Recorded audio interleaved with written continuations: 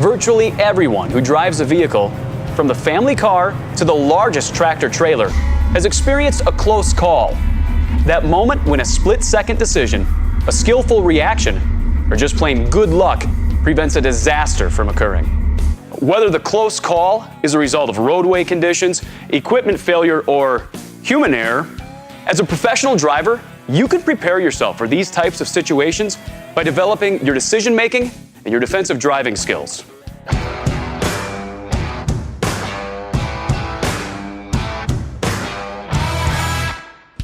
In this program, we'll cover how to anticipate trouble on the road before it arises and what to look for in order to recognize potentially dangerous situations. And in the event you need to perform an emergency maneuver, we'll discuss how to avoid a crash and how to recover from an emergency maneuver safely. From your earliest driver training, you've likely heard of the term defensive driving. Defensive driving is defined by the National Highway Traffic Safety Administration as preventing accidents by trying to anticipate hazardous situations and adjusting your behavior to compensate. Maneuvering to avoid hazards puts a lot of strain on your equipment, especially things like your tires, brakes, and steering system. During your pre-trip inspection, it is important that all the parts you rely on for slowing down, swerving, and stopping are in good working order before you hit the road.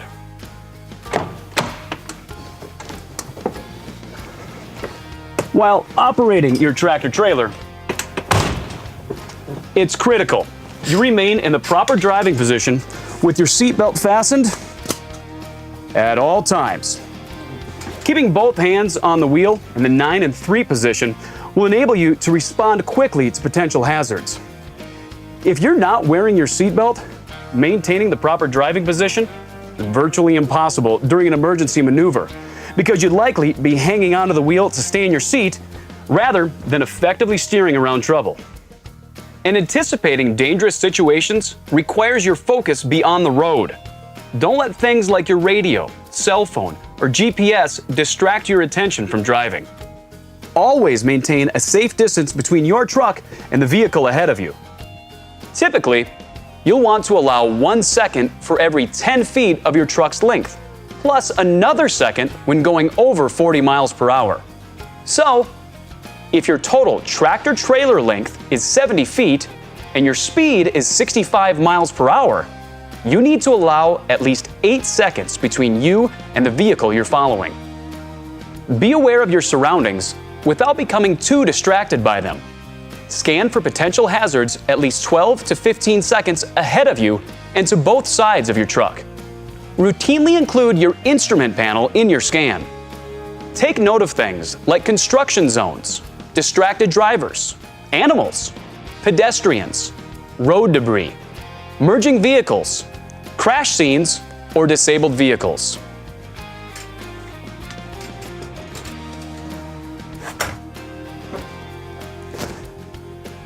While observing your surroundings, ask yourself questions such as, what if the vehicle approaching the red light doesn't stop? Or what if that motorcycle changes lanes? By thinking about your reaction to these types of scenarios, you'll be better prepared to react if they do occur. Defensive driving to me is watching out for the other driver. You have to watch for the car that's cutting in on you. You have to watch for conditions in the road. Defensive driving starts from the moment you get into your truck. You're being aware of what's going on around you. You're looking for challenges, opportunities, hazards, anything that you can see. Backing off on speed, keeping an eye on things, watching your side mirrors in front of you, staying back far enough, watching the vehicles behind you. Just paying attention to your surroundings at all times. You know, you might have barrels, it could be other cars, some in your blind spots, some not. It's that important to look everywhere.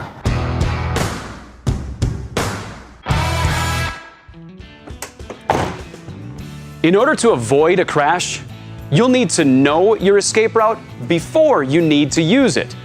As you mentally answer those what-if questions, envision the safest route for dodging trouble. This might mean changing lanes, driving onto the shoulder, or standing on the brakes to execute an emergency stop. In most situations, slowing down and changing lanes should be your preferred escape route. To do so safely, you'll need to start the maneuver as soon as you see the hazard. This means you need to know what's beside you at all times, so check your mirrors often. Steer only as much as you need to. Oversteering can cause a skid, jackknife, or rollover. The less you have to steer, the more likely you are to maintain control. If your escape route involves driving onto the shoulder, be ready for the change in road surface. Anticipating the difference between the pavement and a gravel shoulder will help you maintain control. There will be situations where your best choice is to slow or stop your truck.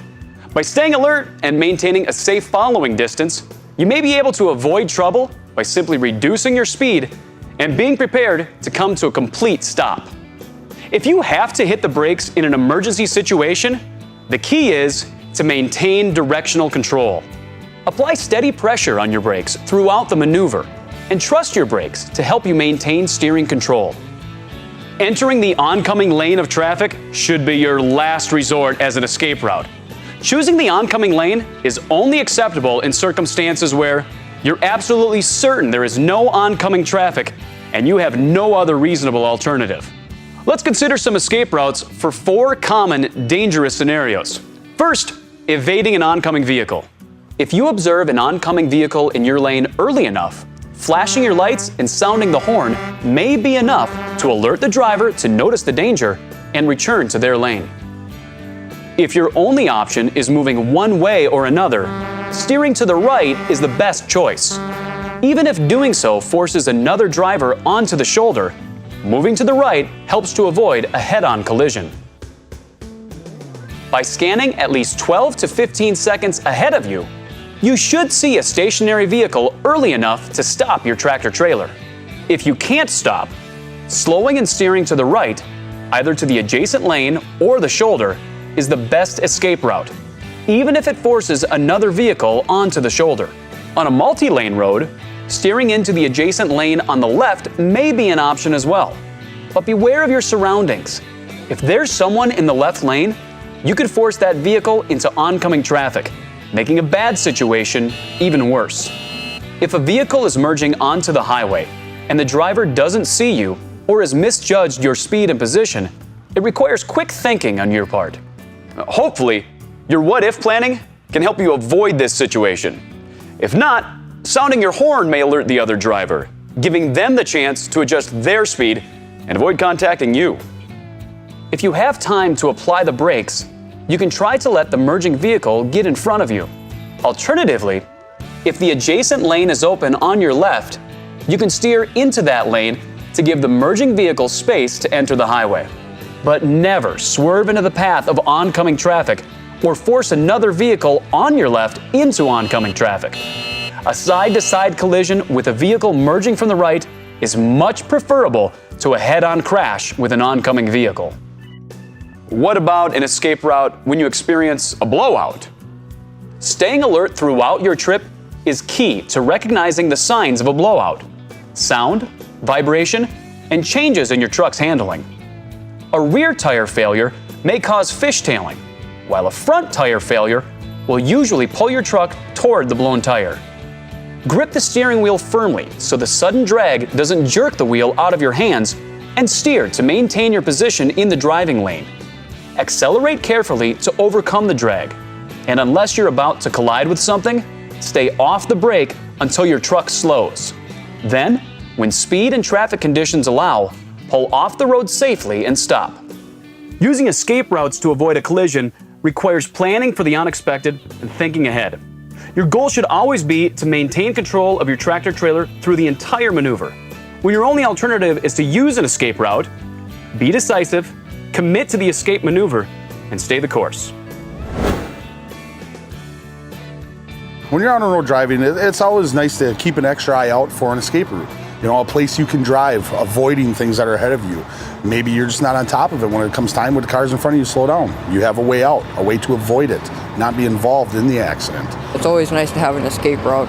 That's why you always want to know what's going on all around you, from the front to the side to the back. You always got to know what's going on around you in case that predicament comes up where someone passes you, loses control. You know you can get over or get out of the way or stop.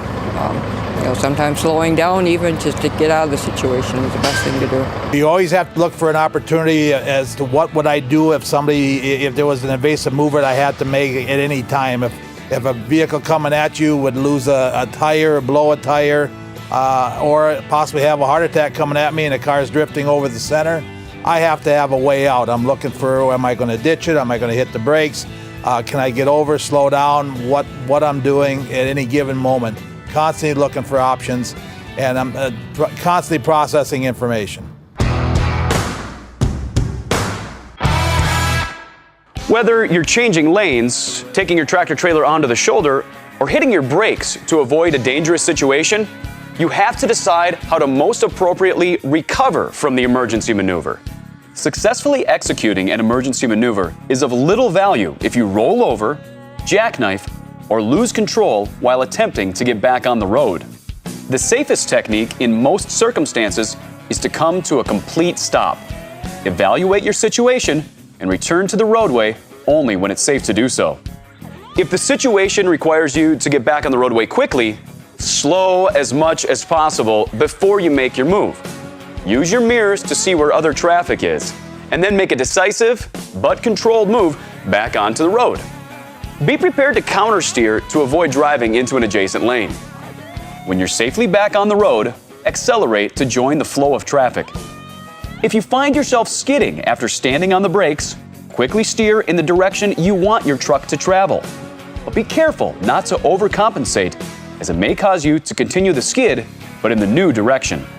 Rather, you should countersteer as soon as you're back on course, and keep braking until you come to a complete stop.